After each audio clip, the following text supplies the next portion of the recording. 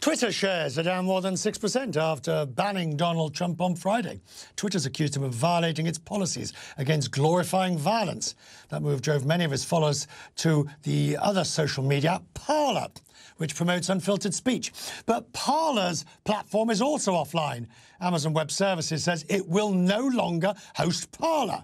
And Parler says it's suing in response. Brian Stelter is with us. Brian, the doors for the avenues for President Trump to communicate directly with his base have been pretty well shut off. They have been pretty well shut off. The president could hold an old-fashioned press conference if he chose. He could deliver a videotaped speech on YouTube. I think he's still able to publish on YouTube, although he has not recently. And Richard, that's part of the issue. The president doesn't seem to be trying to get word out anymore. He held an event today giving somebody an award, and there were no cameras. So we're not seeing the American president on camera. And his Twitter account is his most valuable megaphone. It's what he cares about the most. And that's been away for several days now. We all know the president doesn't drink, but it's as if people think he's a drunk driver, and they've all taken away his keys. And there is some, suspicion, and in some cases, criticism of the technology companies for perhaps doing this in a coordinated way.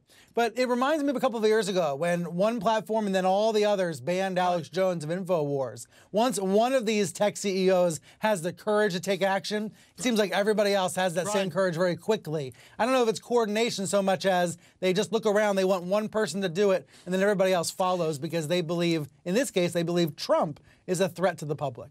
Brian, I know that the actions of the president have been particularly egregious, but with your First Amendment hat on, with your reliable sources hat on, does it make you at all uncomfortable that they have taken these measures? Here is the area that I'm the most interested in now.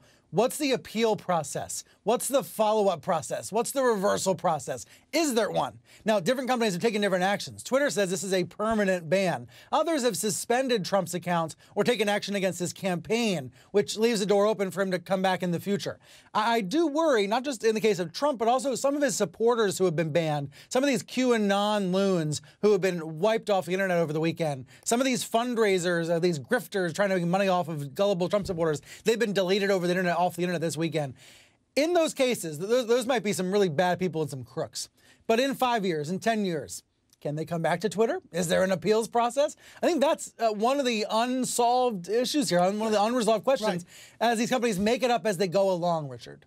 Right, but if Twitter and others are the new town square, and we all accept that you can't shout fire in a crowded theatre, and to a certain extent, what the president did was shout fire in a crowded theatre. But surely Twitter et al. Do have public responsibilities where their bar for suspending or eliminating must be high.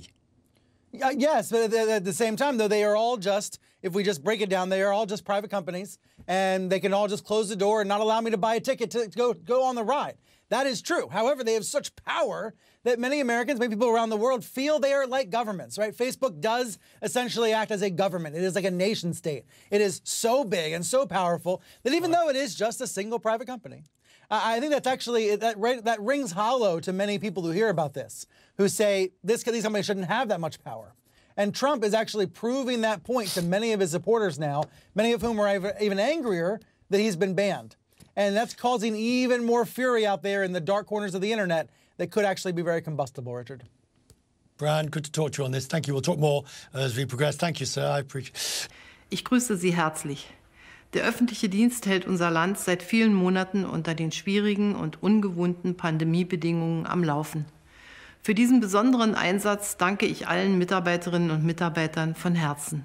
Die Vorstufe zur Wirtschaftsschließung wäre ja mehr Homeoffice, ist ja auch schon mehrfach.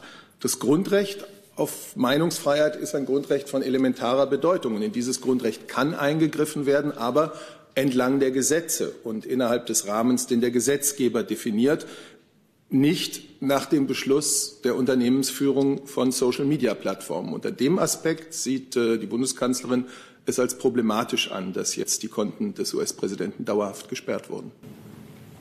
Da haben wir auch einen Corona-Outline vertreten, zu schauen, in welchen Bereichen. Ich will ganz grundsätzlich sagen, dass die Bundesregierung überzeugt ist, dass die Betreiber sozialer Netzwerke sehr hohe Verantwortung tragen. Sie tragen hohe Verantwortung dafür, dass die politische Kommunikation nicht vergiftet wird durch Hass, durch Lüge, durch Anstiftung zur Gewalt. Und das beinhaltet eben den Appell, so weit wie möglich Homeoffice zu gewähren. Dann ist die Lage natürlich. Und es ist auch richtig, nicht tatenlos zuzusehen, wenn auf bestimmten Kanälen Inhalte gepostet werden, die in diese Kategorien fallen. Deswegen ist es richtig, wenn da Anmerkungen gemacht werden und was man an Praktiken in den letzten Wochen und Monaten alles sozusagen da noch sah.